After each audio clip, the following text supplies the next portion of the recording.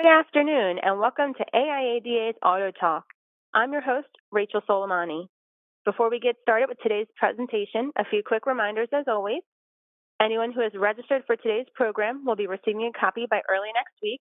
And if you have any questions, be sure to enter them into the Q&A bar at the lower right-hand side of your interface. Now, please join me in welcoming back Angie Kuko, Senior Automotive Strategist at Google. Angie, I know you have a lot of great information to share with us today, so I'm going to let you take it away.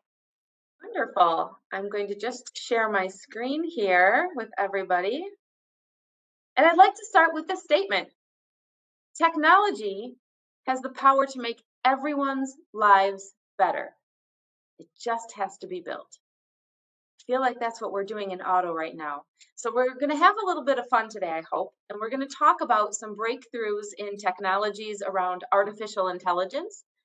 I'm going to explain what that is and how we're using it at Google to help you sell more cars. So as Rachel just mentioned, my name is Angie Kuko, and we're going to talk today more about what Google is really investing a lot in right now, and that is artificial intelligence. We're training computers to be smart, to think on their own, and it's really doing some great things, and we're applying these things to auto. So I'm excited to take you through what we're doing today. So if you think about it, artificial intelligence has helped us to make breakthroughs in all sorts of technologies that we use every single day.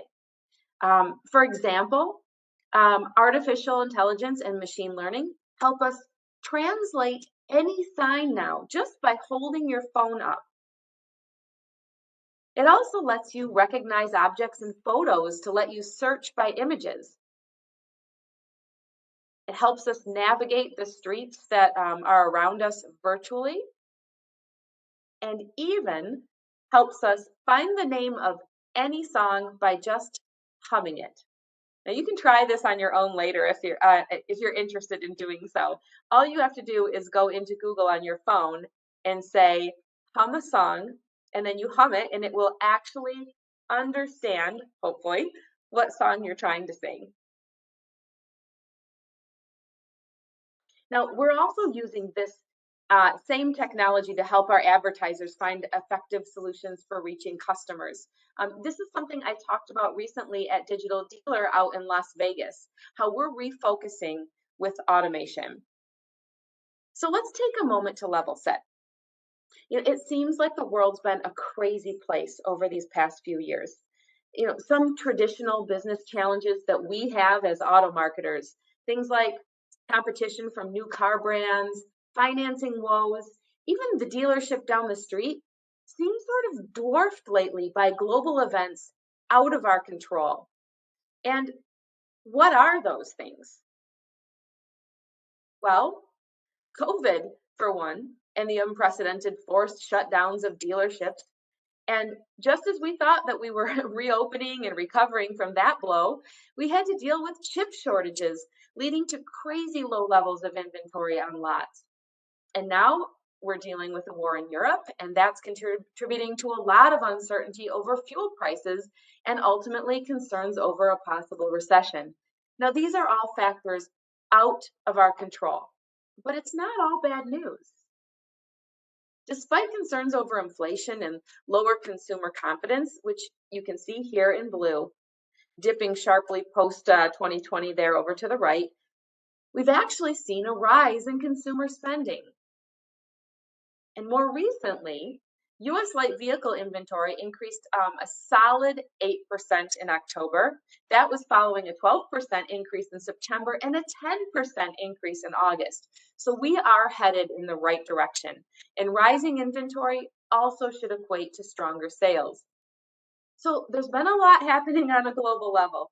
And it feels like sometimes things are spinning out of our control. And like things haven't ever been this chaotic. But then I think of this song by Billy Joel. Do you remember it? Now, I would play this video for you, but I'm having a little bit of trouble with the audio on my computer. But do you remember the song "We Didn't Start the Fire" from back in the late 80s, it's like, we didn't start the fire. It was always burning since the words. And now you've just made me sing. So I apologize for that. Uh, oh, there we go. Okay. But I loved that song. I always thought it was the coolest concept. Billy Joel wrote that song for his 40th birthday, and he was running down all the crazy things that had happened in the world from the time he was born in 1949 to 1989 when he published it. Apparently, he had the concept for the song in the late 70s when he just turned 30.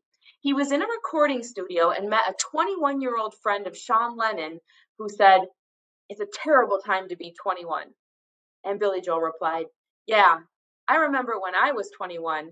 I thought it was an awful time, and we had Vietnam and, drug problems and civil rights problems, and everything seemed to be awful." But the moral of the story is that it doesn't really matter what time we're living in. There will always be things out of our control, and we're here to help.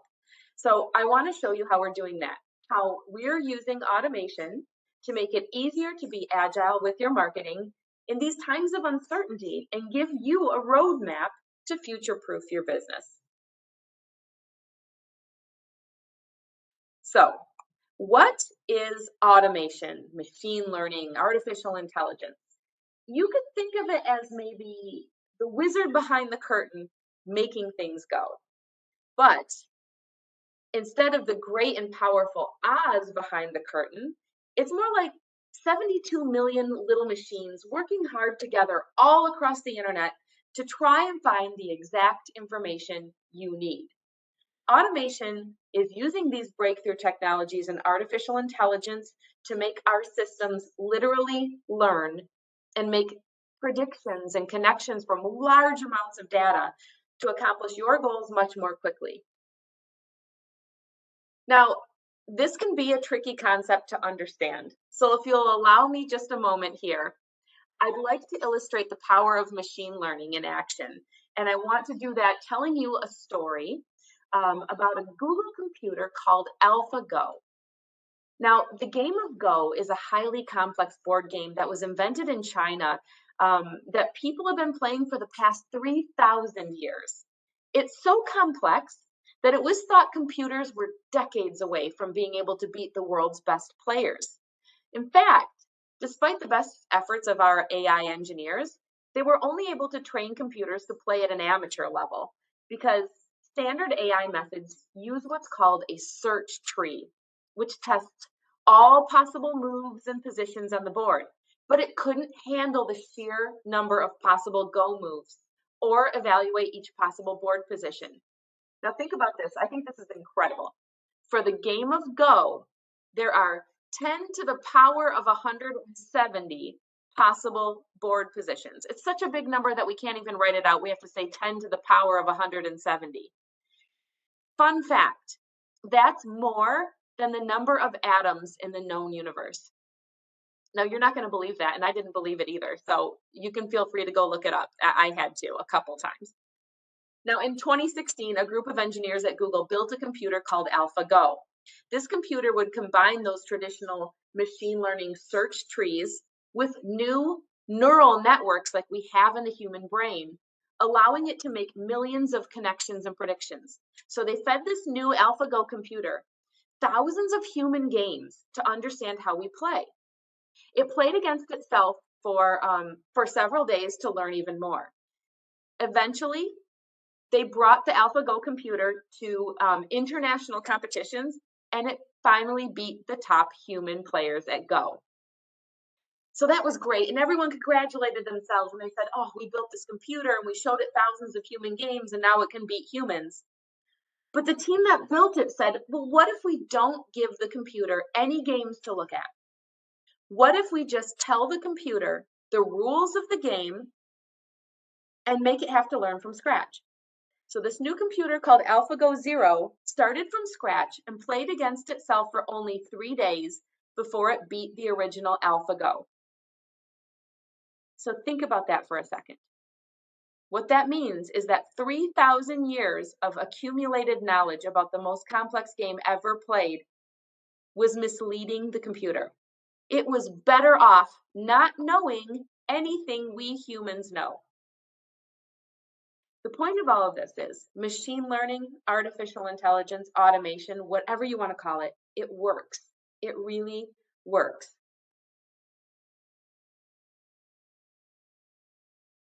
Now, that's all nice and interesting, but business problems are often more complex than even the most complex of games. Is machine learning working to solve business problems for us? This is a great example. AXA, the insurance company, wanted to more accurately predict car accidents. It turns out that 8% of their insured drivers cause a car accident every year. Now, 1% of those 8% have what they call a large loss accident, costing $10,000 or more to repair. So, using the same data AXA used before to try to predict car accidents, which is something car insurance companies can typically do with about 20 to 30% accuracy, AXA worked with our Google Cloud team to apply machine learning to the problem. And AXA, in a few weeks, was able to now predict those large loss accidents at a 78% prediction accuracy. Isn't that crazy?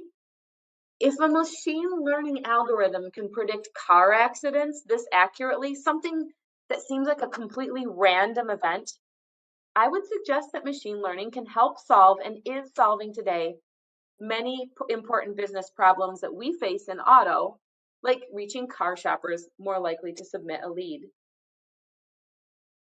And so we're working on machine learning solutions to help dealers sell more cars.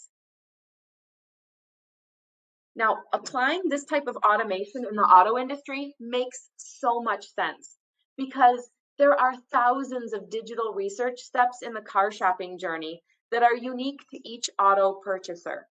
We see this in auto more than any other industry because a car is such a big purchase. Generally, it's the second most expensive purchase someone will ever make after a house. And so car buyers also spend a lot of time researching, going from search to watching videos to reading reviews or visiting social media sites. This results in gigabytes and terabytes and petabytes of data that we have to synthesize and analyze to make sense as marketers.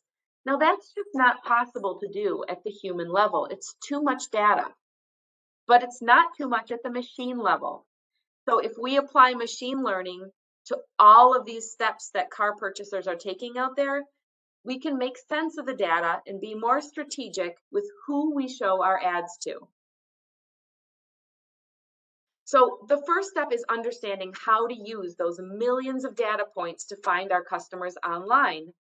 How do we engage in conversations with the right car shoppers? Here's an example of how we can use machine learning to make sense of the data to create audiences that are highly targetable by you as an auto advertiser. So here's an example. Let's say we want to create an audience of luxury shoppers. We would know if a shopper falls in this category by looking at what they do online, looking at all their data signals. So, for example, maybe we see somebody searched for luxury SUV on Google. They then went to YouTube and we see they watched head to head luxury car videos.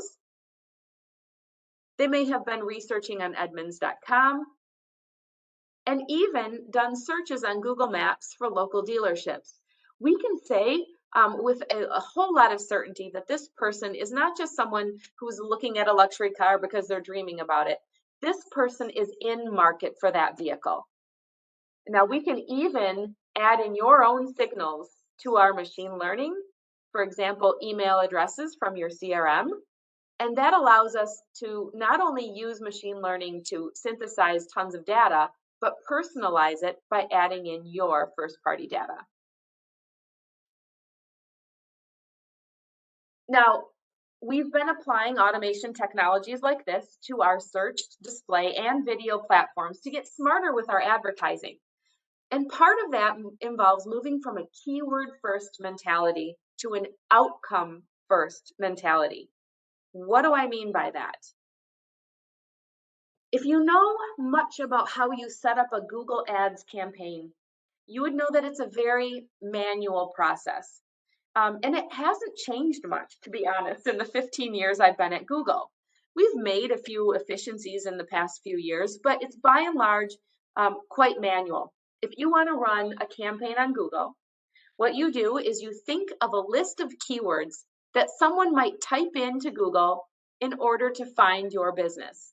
So, for example, in this picture you see here, someone's searching for Jeep deals New York.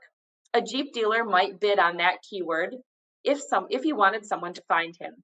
You then have to write a bunch of ads. You have to pick which ads you want to show up with which keywords. It's a very manual process. And this leads to an over-reliance on what we call front-end metrics. Things like impressions, clicks, click-through rate, cost per click.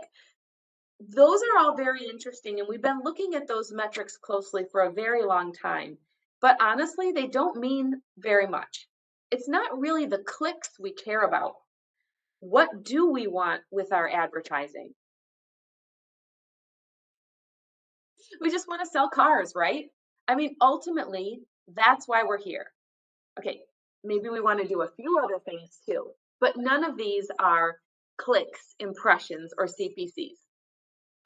What we really want is our outcomes, our back end metrics. And since these are the things that we care about, store visits, calls, form submissions, why not just optimize for those from the get-go? Using our new automation products, you now can. So I have a roadmap for you for the practical integration of automation into your advertising efforts. And it looks like this. First, you're going to do what we call the tried and new. You can still leverage great platforms like search and YouTube, just in a new way. Next, you can leverage those precious audiences that we've identified from the millions of signals we've identified online. And then let us build it. You'll see that a lot of our new products involve handing the reins over to Google without you ever having to build a keyword at all. And finally, take advantage of new products that are just for dealers. So let's dive in and talk about the tried and new. Now, if there's one major piece of advice I could give you, it's this. And you've probably heard this many times because this is something we tend to harp on.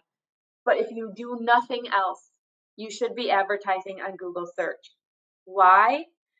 90% of people begin their research journey with search. When someone comes to Google and searches, they're telling us what they want in this moment. If someone searches for your business, it's like they're raising their hand and saying, I want to do business with you right now. If you're not there, it's like you're closed for business. But I did tell you we look at doing search in a different way with automation.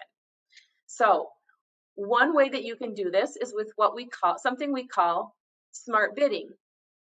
With automation, without automation, you have to assign a separate bid for every keyword that you choose. But when we automate to target to the outcomes we want, you can tell Google to bid for you based on the outcome you want. You can say, okay, Google, I want to have these lead forms and I want it at this cost per action. Go get them. You can also let Google's machine learning understand user intention better when they're searching. People often misspell when they type, use other terminology than you'd expect, and using a match type we call broad match allows you to expand your reach by matching your keywords to more related customer queries. So, for example, if you had the keyword, let's say, Jeep Grand Cherokee in your list, you would only match to that. But if you choose to add broad match, you could match to people searching for 2022 Jeep Grand Cherokee. You could match to people searching only Grand Cherokee. So it allows you to get more searches out there that are still relevant to you. And finally, we've introduced something called responsive search ads, which allow Google to rework your ads to show different versions to different clients depending on what our machine learning technology tells us will resonate more with that user. So you give us basically the building blocks and we will build an ad in nanoseconds depending on who we're showing it to, because we understand some people might respond better to having an offer in their ad. Some people might respond better to understanding gas mileage. So we'll change your ad depending on who we're showing it to. Now let's talk about audiences. If you remember, we can create audiences by analyzing shopper behavior online. What can you do with these audiences? One of the simplest ways to leverage them is by overlaying them onto your search keywords.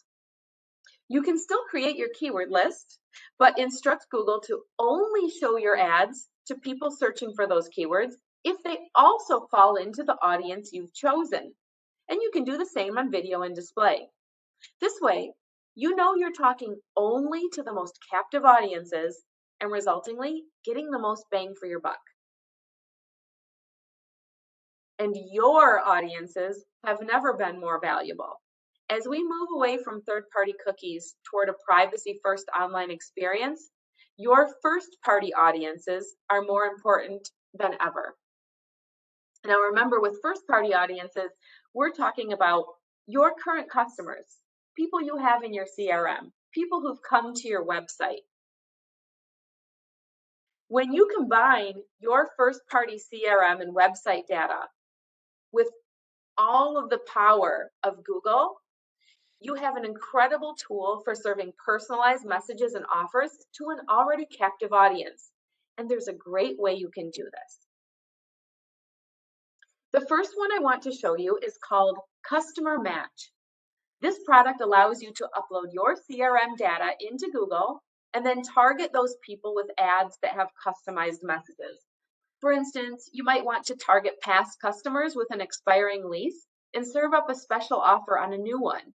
This keeps you top of mind for your current customers and allows you to deliver messages directly to them. Then, when you apply Google's artificial intelligence, we can help you find other shoppers out there who've exhibited similar behaviors to the customers in your list. Using the signals we see across our platforms, we can understand whether there are other potential car shoppers out there likely to be interested in your vehicles, and you can target them as well. And why not make your life a little easier and just let Google do the heavy lifting? It can be really difficult to predict what ads your shoppers will respond to. Do they like offers, in-depth vehicle information, pricing? And how do you personalize them for each shopper and know who will respond to what? It's nearly impossible. And you might end up with hundreds or even thousands of ads that you write trying to reach everybody. But Google now has the technology to take the building blocks of your ads, so give us some headlines, descriptors, etc. And we can turn them into personal ads for each user in each auction and build those in nanoseconds. To show the right message to the right person at the right place and time is the goal. And we can do this with the predictive technology of machine learning. So I want to show you a couple of our newer products that let you do this. One of these is our new Discovery Ads product. Discovery Ads lets you reach shoppers in whatever audience you've identified. So let's say you want to reach in-market truck shoppers while they're browsing social type content on Google platforms. So when you run Discovery Ads, they'll show in one of three places: while they're scrolling for more videos to watch on YouTube, or catching up on their interests in the Google Discover app, or even reading their Gmail. These are actually new places to have conversations with your customers where we haven't targeted ads before. And one of the coolest features of this product is that it is entirely audience-based.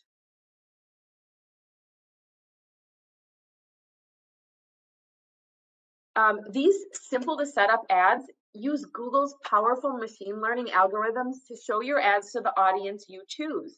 You just provide three things: the ads, the creatives, a budget, and the audience you want to target. We then go find those audiences for you while maximizing your conversions. So no keywords involved. This is one of our first keywordless products. We don't need to worry about what these shoppers are searching for because we know by looking at our data signals which users are actually in market for a car and where they currently are online, and we'll place your ad in front of them on whichever of those 3 platforms they're on. Pretty amazing. Since using machine learning technologies means increased relevance, discovery advertisers also see about 8% more conversions at a comparable cost per action. Another of our brand new products combining audiences with automation is Performance Max, and sometimes we call this PMax. I actually love this product because Performance Max is the ultimate way for you to give Google the reins to deliver you the business outcomes you're looking for. It's almost totally hands-off, and I love saving time. Basically, again, you're going to give Google the puzzle pieces. You're going to give us creative assets. So search ads, videos, images. Then you're going to also tell us what your audience preferences are. And then what's your conversion goal? Are you looking for phone calls, lead forms? Are you looking for just website visits? You tell us, and we'll go find your shoppers for you, no matter where they are on any of our Google properties. No longer do you have to have separate campaigns for search, video, or display, because in the end, it doesn't matter where they are. You just want to find the right people and engage with them. Performance Max allows you to do that. So using our 72 million signals, we'll find that shopper in market for your vehicle and use machine learning to build an ad, whether that person is watching videos on YouTube or looking on Google Maps, reading Gmail. It doesn't matter. So it's the ultimate time saver because in the end, we don't care if they're on YouTube watching videos. All we care about is if they're interested in your vehicle. Okay, last stop on our roadmap, dealerize your ads.